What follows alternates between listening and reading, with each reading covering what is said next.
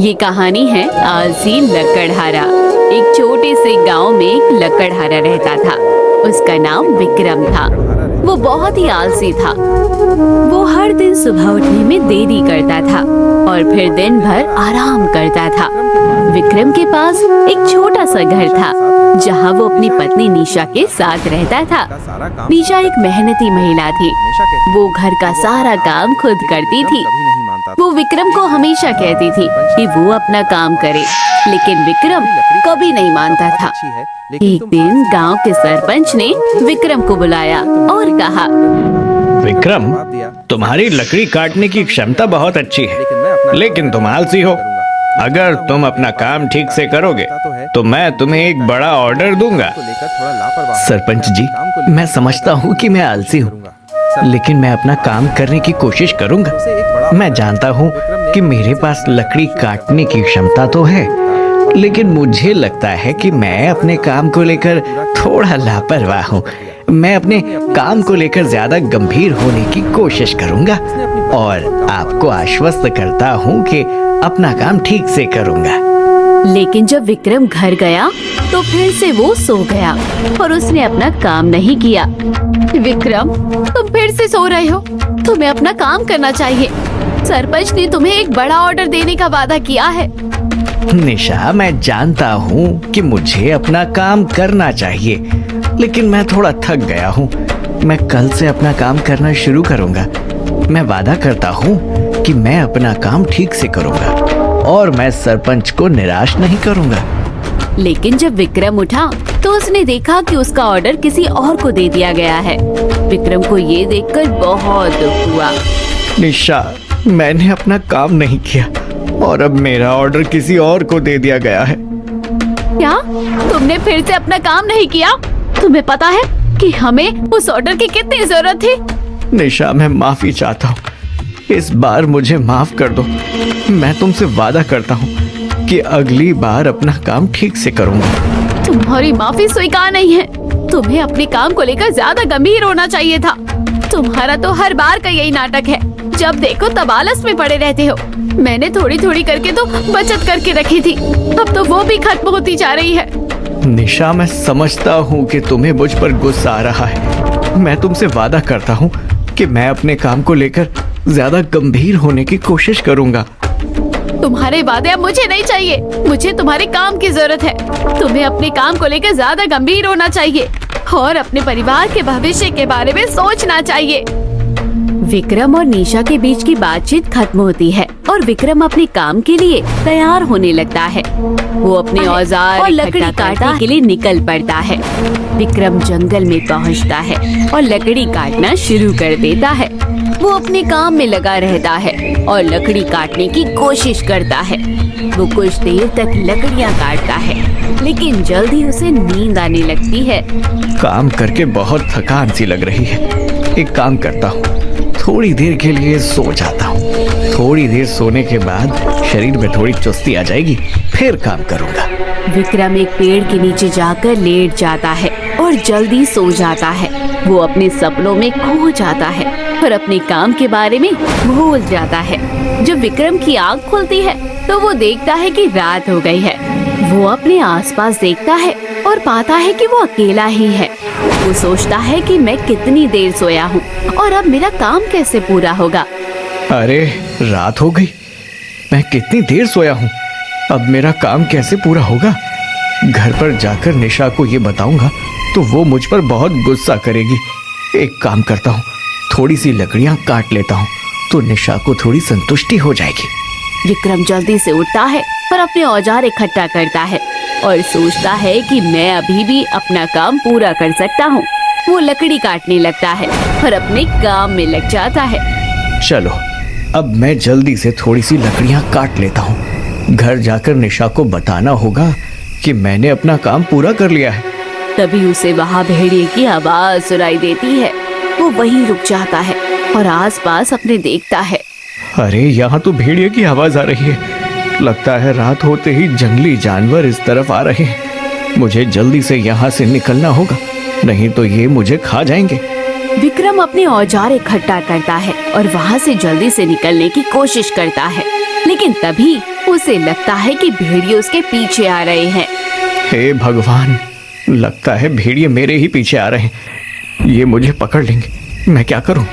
मगर मेरे हाथ लग गया तो ये विक्रम मुझे जल्दी से भागने लगता है, लेकिन भेड़िए उसके पीछे आने लगते हैं। वो अपने आसपास देखता है तो सामने उसे बहुत बड़ा पेड़ दिखाई देता है।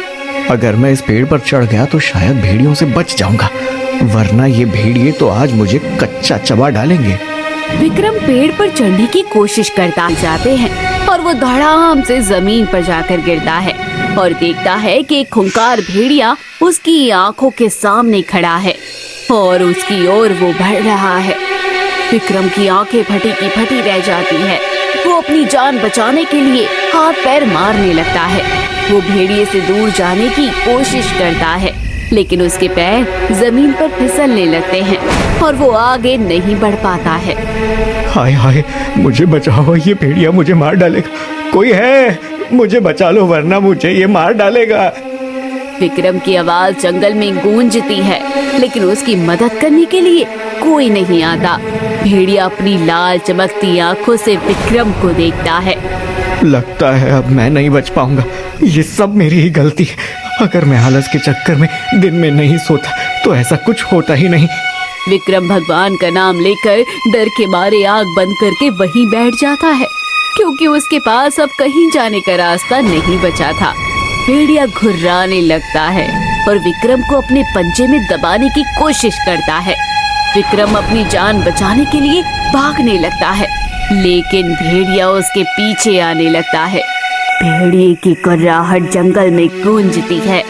तभी एक आदमी ने भेड़िए की कुर्राहट सुनी, जो जंगल के पास से गुजर रहा था। वो आदमी विनोद नाम का एक अनुभवी शिकारी था। ये तो मुझे भेड़िए के गुर्राने की आवाज सुनाई देती है, लेकिन भेड़िया ऐसे तभी गुर्राता है जब वो किसी इंसान का शिकार करने वाला होता है। लगता है कोई मुसीबत में है। मुझे चलकर देखना चाहिए। विनोद ने अपनी बंदूक ली और जंगल में घुस गया। वो भेड़िए की आवाज की ओर बढ़ने लगा। तभी उसने विक्रम को देखा, जो भेड़िए से भाग रहा था। विनोद ने विक्रम को कहा, तुम यहाँ से भागो, मैं इस भेड़िए को मार दूंगा। अरे ये भेड़िया है, ऐसे कैसे तुम इसे मार दोगे? ये मेरे साथ में तुम्हें भी मार डालेगा। अरे तुम चिंता मत करो, मैं एक शिकारी हूँ और मेरे पास मेरी बंदूक है। तुम जल्दी से दूसरी तरफ भाग जाओ। विक्रम दूसरी ओर भागा। विनोद ने अपनी बंदूक से भेड़िए को निशाना बनाया।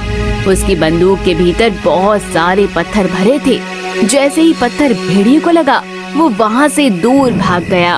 विक्रम ने राहत की सांस ली और विनोद की ओर मुड़कर कहा, धन्यवाद, आपने तो मेरी जान बचाई।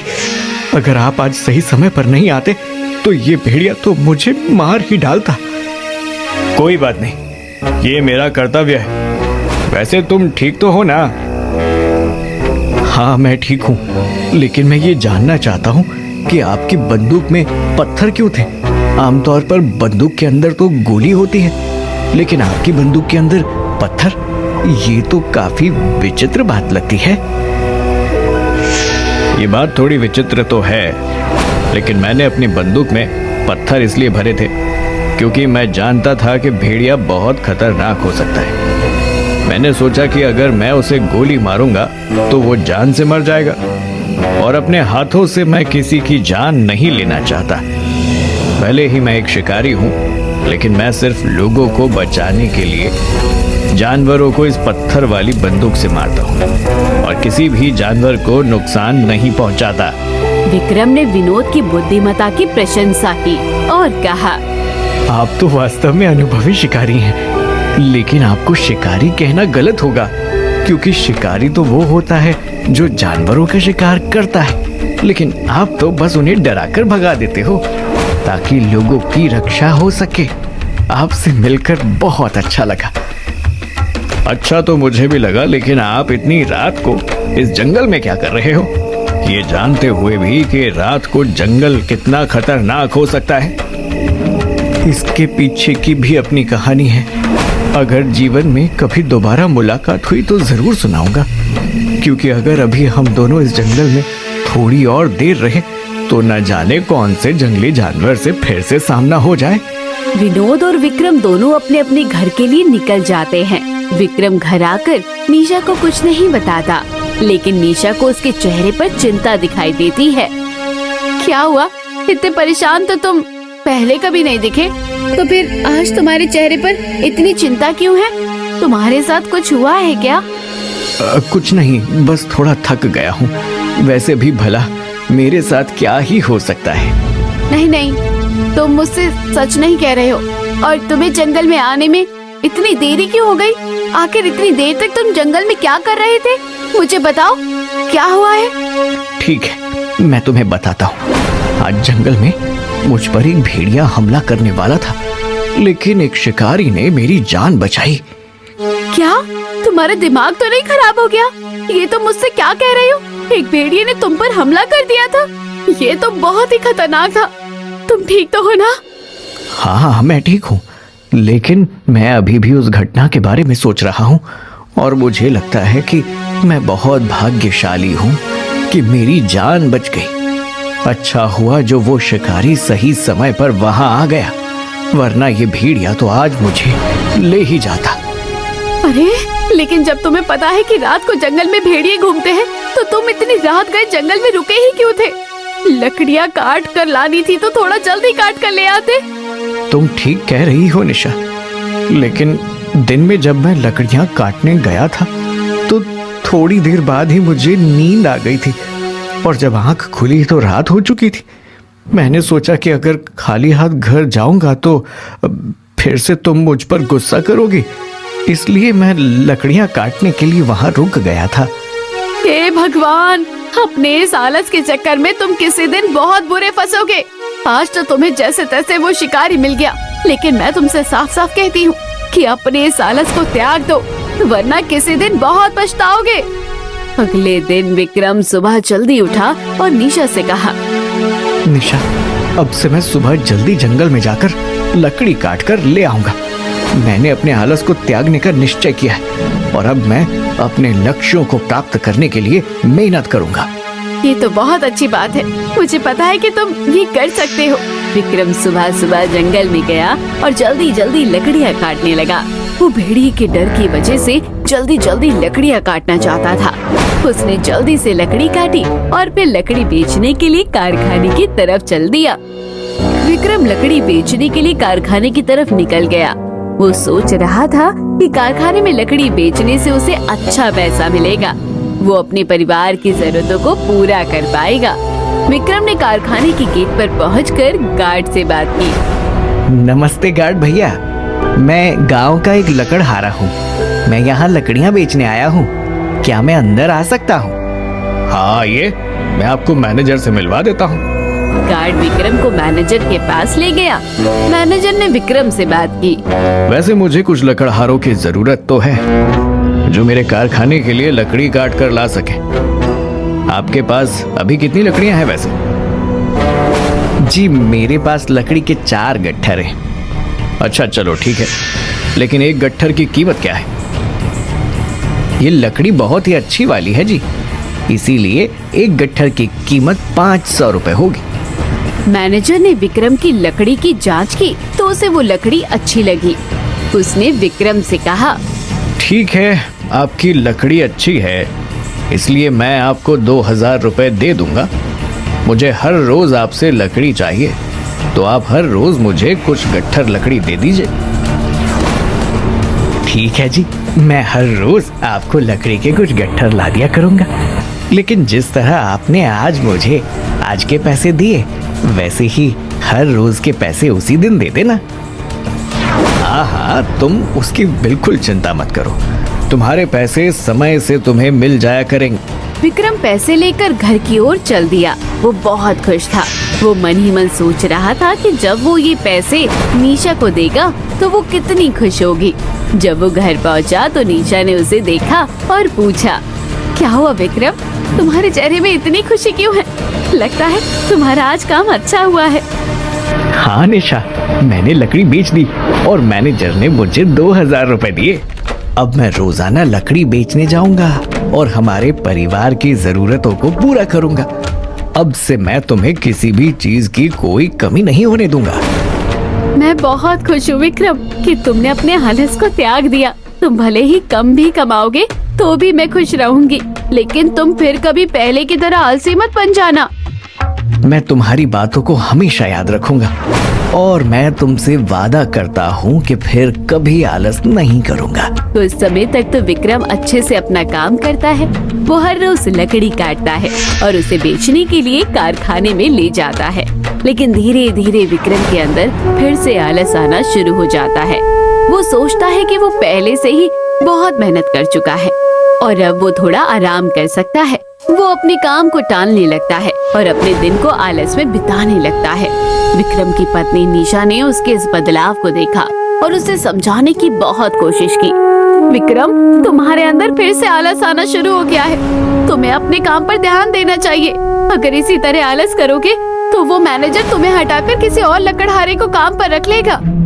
अरे निशा, मैंने बस कुछ दिन की छुट्टी ली है, तुम चिंता मत करो। मेरे अंदर अब बिल्कुल भी आलस नहीं है।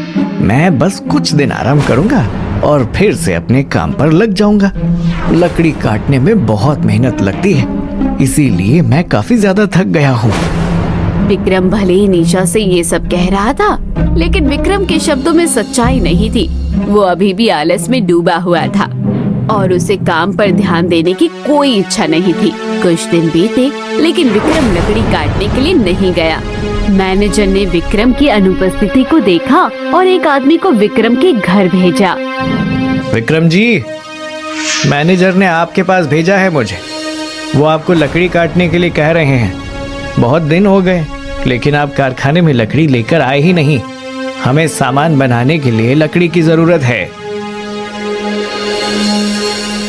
अरे क्या बताऊं भैया, इस महीने मेरी तबीयत कुछ ज्यादा ही खराब हो गई है, इसलिए मैं लकड़ी काटने के लिए जंगल में जा ही नहीं पा रहा। अभी भी मेरी तबीयत बहुत खराब है। तो मैनेजर को कह दो कि मैं इस महीने लकड़ी नहीं ला पाऊंगा। मैं तो अगले महीने से ही काम शुरू करूंगा। ठीक है विक्रम जी, मैं मैनेजर को बता दूंगा। आप जल्दी से ठीक हो जाइए और लकड़ी काटने के लिए आइएगा। आदमी ने मैनेजर को जाकर सब बताया। मैनेजर साहब, विक्रम जी की तबीयत खराब है। उन्होंने कहा है कि वो अगले महीने से काम पर आएंगे। मैनेजर ने आदमी की बात सुनी और सोचा कि विक्रम की तबीयत खराब होने के कारण उसे कुछ समय देना चाहिए। इसलिए मैनेजर ने अगले महीने तक विक्रम का इंतजार किया, लेकिन अगले महीने भी विक्रम लकड़ी काटकर कारखाने में नहीं लाया। मैनेजर ने सोचा कि विक्रम की तबीयत अभी भी खराब होगी, इसलिए उसने फिर से आदमी को विक्रम के घर भेजा ताकि वो उसकी तबीयत के बारे में जानकारी ले सके। आदमी ने विक्रम के घर जाकर दरवाजा खटखटाया, लेकिन इस बार विक्रम ने दरवाजा नहीं खोला। आदमी ने सोचा कि विक्रम शायद घर पर नहीं है। तभी निशा ने दरवाजा खोला। मैंने आपको पहचाना नहीं भाई साहब, आप कौन हैं? क्या आप मेरे पति के कोई जानकार हैं? जी भाभी जी, विक्रम जी जिस कारखाने में लकड़ी बेचने का काम करते हैं, मैं वहीं से आया हूँ। पिछले महीने से उनकी तबीयत खराब है, तो लकड़ी काट कर नहीं दे पा रहे थे, इसलिए मैं पूछने आया हूँ कि उनकी तबीयत कैसी है। क्या? लेकिन उनकी तबीयत तो ठीक है, उन्हें कुछ भी नहीं हुआ। वो तो हर रोज जंगल में जाकर लकड़ियाँ काटने जाते हैं और कारखाने में बेचकर भी आते हैं। उन्होंने कहा कि मैनेजर साहब एक साथ 2 महीने की तनख्वाह देंगे। लगता है आपको कोई गलतफहमी हो गई है। नहीं नहीं भाभी जी, मुझे कोई गलतफहमी नहीं हुई। मैं पिछले महीने भी आपके घर आया था, तो विक्रम भाई साहब ने कहा था कि इस महीने मेरी तबीयत ठीक नहीं है और अगले महीने से काम शुरू करूंगा। लेकिन इस महीने भी वो लकड़ी लेकर नहीं आए, तो इसीलिए मुझे दोबारा आना पड़ा। अच्छा ठीक है, जब वो घर आएंगे तब मैं उनसे बात करूंगी, लेकिन इस बारे में आप मैनेजर को कुछ मत कहना। निशा को कुछ गड़बड़ लगती है, इसलिए वो खुद ही जंगल में पहुंच जाती है। लेकिन जंगल में तो खर्राटों की आवाज आ रही थी। वो आगे जाकर देखती है तो विक्रम गहरी नींद में खर्राटे लेकर सो रहा था।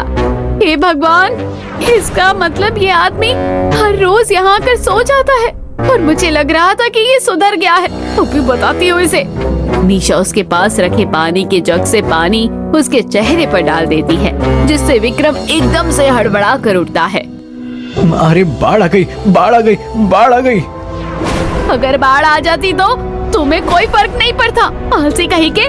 मैं तो यही सोचती थी कि तुम सुधर गए और अब अच्छी तरह अपना काम कर रहे हो, लेकिन जब वो आदमी घर पर आया तब मुझे पता चला कि तुम तो 1 महीने से कोई काम ही नहीं कर रहे हो। अब मैं तुम्हारे साथ नहीं रहूंगी जब तक तुम अपना आलस नहीं त्याग देते। मुझे मेरे मायके में लेने मत आना। क्या?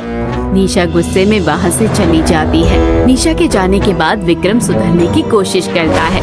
अगले दिन वो लकड़ी की गट्ठा लेकर कारखाने में पहुँचता है, लेकिन मैनेजर उसके बारे में सब कुछ जान चुका था, इसलिए उसे काम से निकाल देता है। उसके आलसीपन की खबर पूरे गांव में फैल चुकी थी, इसलिए उसे कहीं भी काम नहीं मिलता। कोई भी उससे लकड़ियाँ नहीं खरीदता। अपने आलस के कारण वो बिल्कुल अकेला पड़ जाता है। निशा को जब उसकी खबर मिलती है तो वो वापस आती है और उसके साथ मिलकर खुद लकड़ी के खिलौने बनाकर उसे देने लगती है। विक्रम अपना लकड़ी के खिलौने बेचने का काम करता है और फिर कभी आलस नहीं करता, क्योंकि उसे अपने आलस का अच्छा खासा परिणाम जो मिल चुका था। वो अपनी जिंदगी में मेहनत करता है और आलस को सदैव के लिए त्याग देता है। तो दोस्तों, कैसी लगी आपको ये कहानी? कमेंट करके जरूर बताइएगा और चैनल को अभी तक सब्सक्राइब नहीं किया है तो जरूर कर लीजिएगा। मिलते हैं अगली वीडियो में।